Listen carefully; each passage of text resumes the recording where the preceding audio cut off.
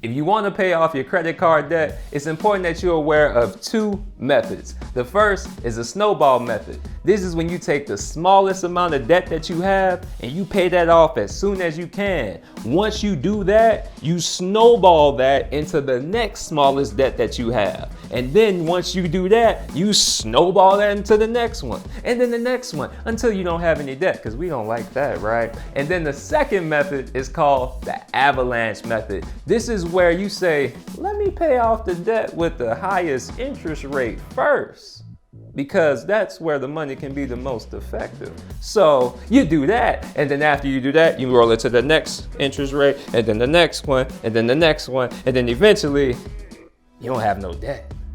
And that's what we like. It's Financial Literacy Month. Keep up with us for tips like this every day. It's time to make smart money moves.